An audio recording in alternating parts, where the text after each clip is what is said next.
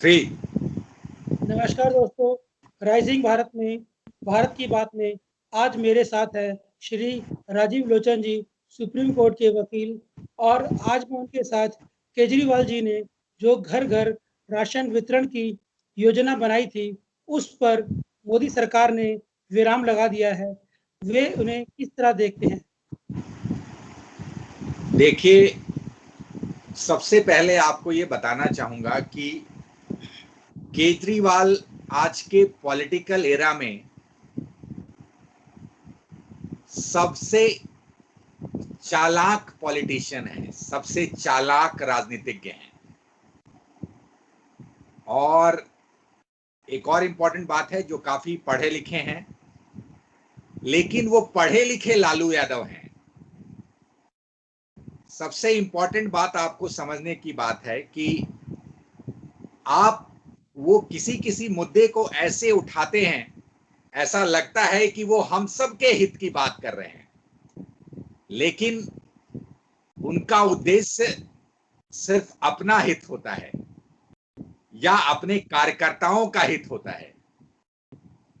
जिस तरह से ये स्कीम, सबसे पहले हम समझने की कोशिश करें कि घर घर राशन पहुंचाने वाली स्कीम, अगर वो किस राशन को घर घर पहुंचाना चाह रहे हैं,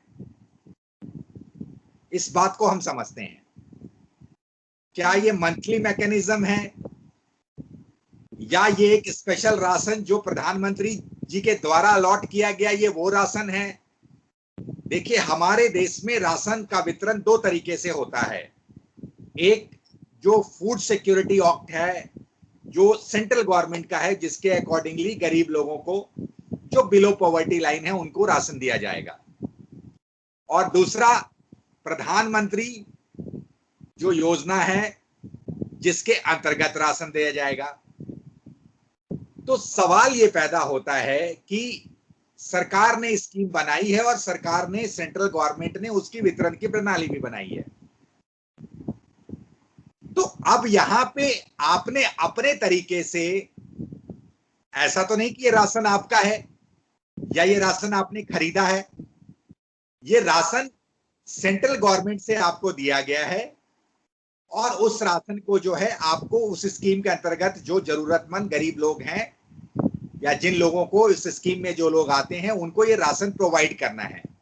जैसे ही ये कोरोना की महामारी शुरू हुई, सेकेंड वेव आया, तो 2 महीने का राशन जो है बेसिकली 80 करोड़ लोगों के लिए राशन जो है पास किया गया।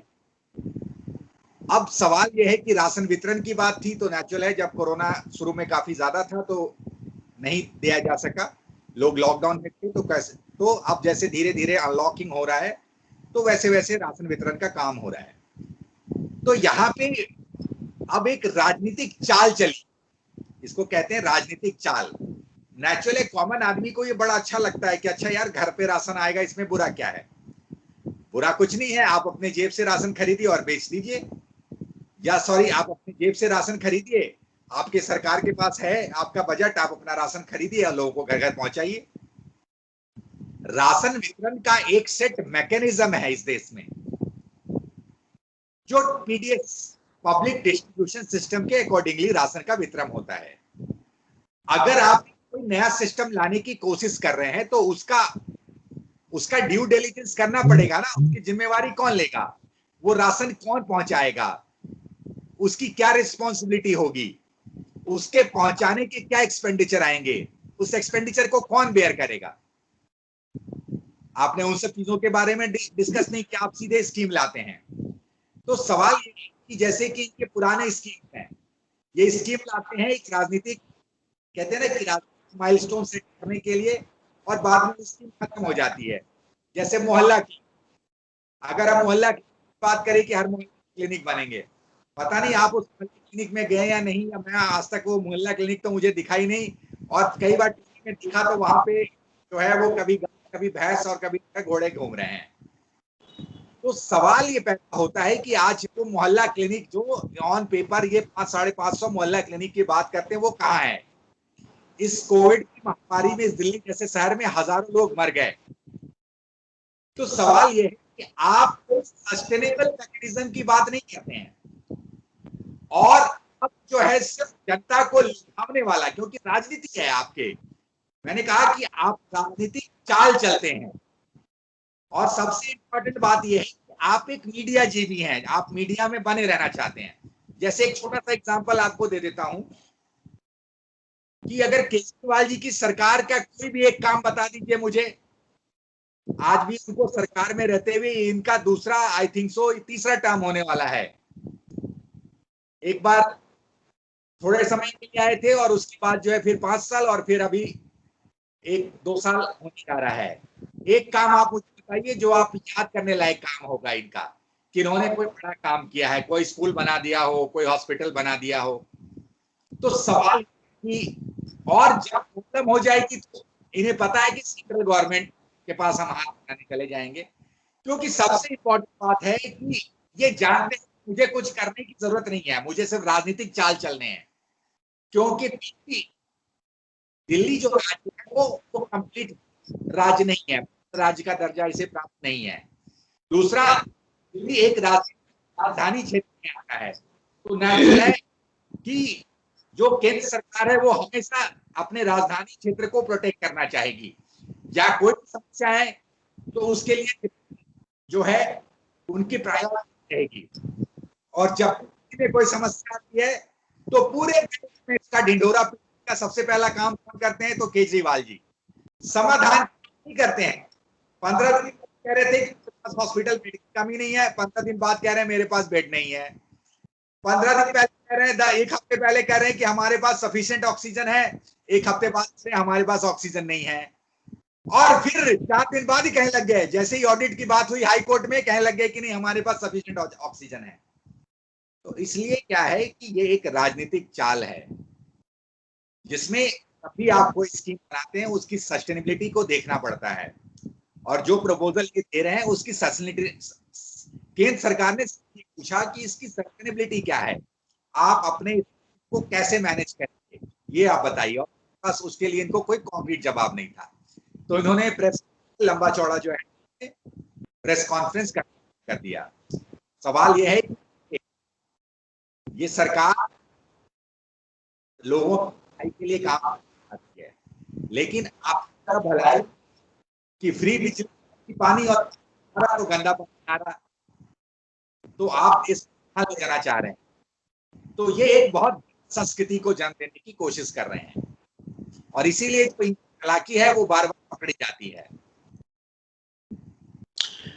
अच्छा राजीव जी, मैं आपसे ये जानना चाहूंगा आगे कि जिस प्रकार दिल्ली में सारी शक्तियां एलजी के हाथों में सौंप दी गई हैं, तो मोदी सरकार क्या केजरीवाल जी को काम करने से रोकना चाहती है या लोगों की नजरों में गिराना चाहती है? आप क्या समझते हैं? देखिए, सवाल यह है कि लोगों की नजर में मोदी सरकार, लोगों की नजर में ये खुद ही गिरने वाला काम करते हैं। एक्चुअली टेक्निकली वो गिरे हुए इंसान हैं। सबसे इंपॉर्टेंट बात है कि इनकी आदत है झूठ बोलने की। अगर आप इनके क्रोनोलॉजी को, इनके पॉलिटिकल क्रोनोलॉजी को समझे, सबसे पहले ये रामलीला मैदान में झूठ बोले, वहां पे मैं भी गया था उस प्रदर्शन में, मैंने भी इनका समर्थन किया, लेकिन जिस तरीके से ये फिर उसी तरीके से आ गए, इनकी पॉलिटिक्स जो है, जिस करप्शन को मुद्दा बना के, जिस भ्रष्टाचार को मुद्दा बना के ये उस जगह पे आए, ये मुख्यमंत्री बने, और उल्टा इन्होंने उसी भ्रष्टाचार को जो है बढ़ावा देना शुरू किया। आज की मैं आपको ऑन रिकॉर्ड बता सकता हूं कि इनके कम से कम 10 से 15 विधायक के अगेंस्ट तो एफआईआर हो चुका है, अलग अलग इनके कर्मकांडों की वजह से, क्रिमिनल एक्ट की वजह से। इनकी वजह से एमएलए की वजह से जो है सुसाइड कर लेता है कोई डॉक्टर। कहीं ये राशन कार्ड की बात चाहता हूं, जिस राशन की ये बात कर रहे हैं, इनके एमएलए पिछले साल या 2 साल पहले जो है वो राशन कार्ड एक महिला के साथ जो किस तरीके से वो राशन कार्ड बना रहे थे उसका आपको अंदाजा है। तो सवाल ये, दूसरा, इनको झूठ और माफी मांगने की आदत है। इन्होंने गद्दी के अगेंस्ट इल्जाम लगाए, बाद में माफी मांगी, अरुण जेटली से इल्जाम लगाए, बाद में माफी मांग ली। इनको कहने शुरू से ही तो कहने की आदत है सब चोर हो और मैं ईमानदार। आदमी ये कह रहा है कि तुम सब चोर हो और मैं ईमानदार हूं, इसका मतलब क्या है? कि कहीं ना कहीं जो है सवाल ये पैदा होता है कि वो खुद ही चोर है और वो अपनी रहा है। बेसिकली क्या है, जैसे मैंने कहा कि दिल्ली में अगर आपको कोई आधारभूत बदलाव दिखाई दे रहा हो पिछले 7 साल में, इन्होंने कोई हॉस्पिटल बना दिया हो, कोई कॉलेज बना दिया हो, ठीक है, कोई स्कूल बना दिया हो, कोई फ्लाईओवर बना दिया हो, ऐसी कोई आधारभूत चीज अगर आपको दिल्ली में आया हो तो आप मुझे बताइए। ये सिर्फ क्या है, ये पैकेजिंग में सेंट्रल गवर्नमेंट की स्कीमें है, उसको पैकेज कर दो basically. This is what exactly is doing. और हर बात पता है आपको, जघन्य काम आपने कुछ दिन पहले ही देखा कि प्रधानमंत्री जी के साथ मीटिंग हो रही थी, उस मीटिंग को इन्होंने क्या किया, मीडिया के थ्रू वायरल कर दिया।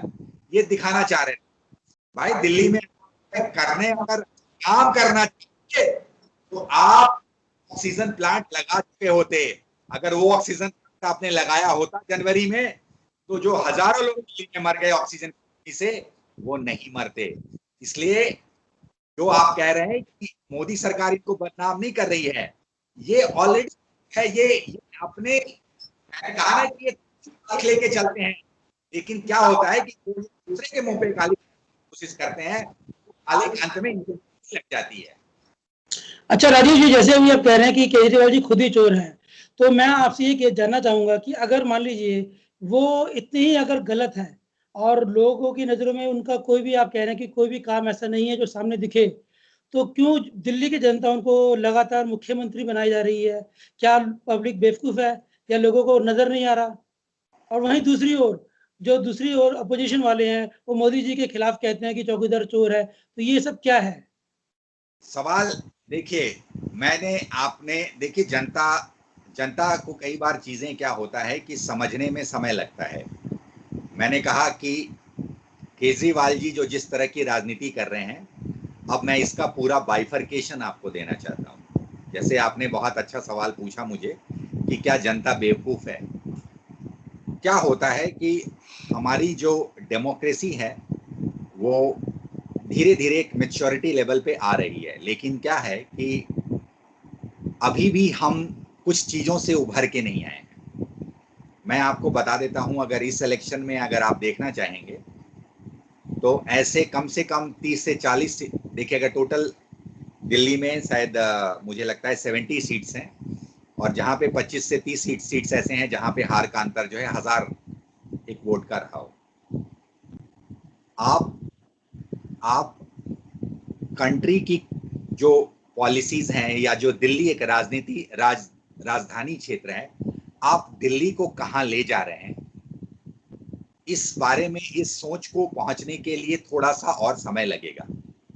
अभी जो जनता को क्यों इनको वोट मिल गया या क्यों ये जीत के आ गए, वो इसी तरीके का जो है, ये लुभावने वादा करते हैं लेकिन उसकी सस्टेनेबिलिटी की बात नहीं करते हैं। जैसे फ्री बिजली की बात कर रहे हैं, मैं आपको एक बात बताना चाहता हूं कि इन्होंने कैलकुलेशन किया फ्री बिजली फ्री पानी का। फ्री बिजली में इन्होंने फ्री बिजली उसको दे रहे हैं जो एक लिमिटेड, जैसे 100 या 200 यूनिट से जो कम खर्च कर रहा है उसको फ्री बिजली दे रहे हैं। लेकिन सवाल यह है कि और वहीं उन्होंने दूसरी तरफ क्या किया कि जो लोग ज्यादा इस्तेमाल कर रहे हैं उसका रेट उन्होंने बढ़ा दिया। इसका मतलब कि जो लोग पे कर रहे हैं वो और ज्यादा पे करेंगे। अगर जिसका बिल 5000 आ रहा था उसका 7000 आएगा, और जिसका बिल जो है 1000 रुपए आ रहा था उसका बिल नहीं आएगा। तो सवाल ये पैदा होता है कि जो लोग फ्री का बिजली का फायदा उठा रहे हैं उसके लिए पे कौन कर रहा है? वो लोग जो हायर रेंज में बिजली का इस्तेमाल कर रहे हैं। तो डेमोक्रेसी है, डेमोक्रेसी में नंबर से चलता है। यस, इसका मतलब जो 100 में से जो 30 लोग बिजली का बिल दे रहे हैं या 25 लोग बिजली का बिल दे रहे हैं, वो 75 लोगों के लिए भी बिजली का बिल दे रहे हैं, और इसके ऊपर जो फ्री का बोझ चल रहा है। लेकिन दोस्तों, इस तरीके से जो है वो राज्य नहीं चलता है, इस तरीके से देश नहीं चलता है। मैं आपको एग्जांपल देंगे कि ऐसा ही एक, अगर एग्जांपल आप, एक स्टेट है वेनेजुएला, एक कंट्री थी जो 90s में एक रिच कंट्री हुआ करती थी, एक ऑयल रिच कंट्री। वो फ्री देते हुए वहीं उनकी एक जो है ऐसे ही शासक आए और उन्होंने फ्री देना शुरू किया। आज नतीजा ये है कि वो भुखमरी के कगार पे है। तो सवाल ये है कि ये फ्री वाली जो पॉलिसी है, ये लुभावने तो रखते हैं, शुरू में जनता को भी बहुत लुभावना लगता है, लेकिन उस फ्री का असर आपने देखा कि अगर उस तरह के हॉस्पिटल नहीं बने, उस तरह के हेल्थ इंफ्रास्ट्रक्चर नहीं बने, तो फ्री के कई लोगों को जो है दुर्भाग्यपूर्ण तरीके से मुझे ये कहना पड़ रहा है कि कई लोग बेचारे उस फ्री के चक्कर में मर भी गए इस कोरोना के टाइम में। तो ये फ्री का असर है। तो जनता की आंखें धीरे धीरे समय के साथ खुलेगी, ऐसी बात नहीं है। फ्री की पानी की बात बताता हूँ। दिल्ली का जो जल का जो पानी का आपका बिल आता था, उस बिल में सिर्फ पानी का बिल नहीं होता है, उस बिल में उस सीवर लाइन के मेंटेनेंस का भी बिल होता है। अगर आपके पास पैसा नहीं है, अब ये घोटाला दिखा रहे हैं, अब ये दिखा रहे हैं कि दिल्ली जल बोर्ड के पास पैसा नहीं है मेंटेनेंस के लिए, दिल्ली जल बोर्ड घाटे में चल रहा है। और दिल्ली अगेन, जैसे मैंने कहा, दिल्ली जो है वो सेंटर का विषय है, सेंटर को इंटरवीन करना पड़ता है। और जब आपके घरों में जब गंदा पानी आता है तो फिर आप चिल्लाते हो। तो इन्हें पता है कि दिल्ली की सरकार को जैसे ही कोई जिम्मेवारी लेने की बात आएगी तो ये सेंटर के ऊपर उंगली कर देंगे।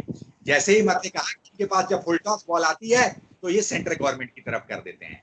लेकिन बात वही कि जनता को धीरे धीरे समझ में आएगी।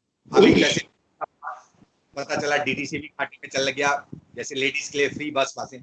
तो ये जो फ्री वाली जो कल्चर दे रहे हैं, ये फ्री की जो संस्कृति दे रहे हैं, उसकी वजह से ये सरकार तो बना पा रहे हैं, लेकिन यह देश के लिए बहुत ही खतरनाक संस्कृति है। ये देश कैसे चलेगा, ये राज्य कैसे चलेगा? ये फ्री में जो बेसिकली क्या है, आपके लिए जो आपको सुविधाएं मिलती है, ये सड़कें कैसे बनेगी, ये फ्लाईओवर कैसे बनेगा, आपकी जो सड़कों की सफाई होती है वो कैसे होगी, आपकी रोड लाइट्स कैसे होंगी, आपकी सेफ्टी एंड सिक्योरिटी कैसे होंगी, इस बारे में वो नहीं सोचते हैं। वो सिर्फ पॉलिटिक्स कर रहे हैं। राजीव जी, मैं आपसे ये पूछना चाहूंगा कि अगर दिल्ली के लोगों से केजरीवाल जी की राय जानी जाए तो लोगों की राय उनके बारे में बहुत अच्छी राय है, वो बहुत खुश है उनके कार्यों को लेकर। और अभी जो कोरोना काल में जो उन्होंने उपलब्धि हासिल की है, जो डेथ रेट 32% का था वो भी काफ़ी कम आ गया है। और मैं ये बात इसलिए कह रहा हूँ क्योंकि जहाँ पर बीजेपी शासित राज्य हैं वहाँ पर भी ये चीज़ें सामान्य रूप से देखी गई थी कि दोनों जगह पर ऐसा नहीं है कि मैं खाली उनके लिए ये कहूँगा कि वहाँ पर उनका राज्य है तो इसलिए वो उस बारे में ऐसा कुछ कह रहे हैं। मेरा सिर्फ कहने का मकसद इतना है कि अगर मान लीजिए केजरीवाल जी कुछ कार्य को कर रहे हैं या किसी भी कार्य को करते हैं तो केंद्र की तरफ से बार-बार उस चीज़ के रोड़े क्यों अटकाए जाते हैं? सवाल रोड़े नहीं, क्योंकि जब आपकी इंटेंशन, सबसे पहली बात है कि रोड़े की बात नहीं है, आपकी नीयत की बात है। सवाल कभी आपने केजरीवाल जी से ये पूछा कि आपने शाहीन बाग में बैठे हुए लोगों का सपोर्ट क्यों किया? और अगर सपोर्ट किया तो अगर दिल्ली में दंगे हुए उसमें जो 50 से 55 लोग मारे गए, उस दंगे की जिम्मेवारी आप लेंगे? क्या आपने केजरीवाल से ये सवाल पूछा कि आप ही का एक काउंसलर इस दंगे में इन्वॉल्व है? आपने कभी इस बात से सवाल पूछा कि आप ऐसे लोगों को कैसे पार्टी में रखे हुए हैं जो इस दंगों को सपोर्ट करते हैं? तो बात है नीयत की, और इनकी नीयत में जो है वो राजनीति भरी हुई है और वो बहुत ही खतरनाक है, वो विभाजनकारी नीयत है। सवाल रोड़े नहीं का। अब मैं कहता हूं कोरोना की परफॉर्मेंस का, बहुत इंपॉर्टेंट बात आपने पूछा है। आप यूपी देखिए, यूपी की आबादी कितनी? 24 करोड़। और अगर कल का देखे जाए कितने केसेस आए? 1200। दिल्ली की आबादी कितनी? 2 करोड़। केसेस कितने आए? 450। अब बताइए उस रेशियो में आप कहां स्टैंड करते हैं? क्या केजरीवाल जी ने काम किया? मैंने कहा ना, अगर आप प्रोएक्टिव होके काम करते तो हजारों जानें बच सकती थी, लेकिन आप राजनीति करते रहे, आप सिर्फ इंतजार करते रहे इस प्रॉब्लम का। तो सवाल यह है कि उनकी नीयत में प्रॉब्लम है, प्रॉब्लम उनके इंटेंशन में है। ये सबसे बड़ी बात है। जिस दिन उनकी इंटेंशन ठीक होगी, ऐसा नहीं है। सवाल है कि उनको वैक्सीन भी दिया गया, उनको राशन भी दिया गया, उनको फैसिलिटी भी दिया गया और सारी चीजें दी जा रही है। सेंट्रल गवर्नमेंट के सपोर्ट के बिना स्टेट का चलना मुश्किल हो जाएगा। ठीक है, ऐसा नहीं है कि उनकी मदद नहीं की जाती है, लेकिन सवाल है कि जब वो राजनीतिक, सिर्फ राजनीतिक माइलस्टोन्स के लिए और राजनीति के लिए जो है और मीडिया में छाए रखने के लिए जो है आप अपना रोना गाना करते हो, तो आपकी राजनीति को दूसरे लोग भी समझते हैं। There is a very good saying, you can fool all the people all the time. You cannot fool all the people all the time. You can fool all the people sometime. You can fool some people at all the time, but you cannot fool all the people all the time. तो आप हमेशा लोगों को बेवकूफ नहीं बना सकते, और वो धीरे धीरे लोगों का, जनता का आंख खुलेगा, समय के साथ अब खुलेगा। राजीव जी, बहुत अच्छा लगा आपके साथ बातचीत कर। धन्यवाद।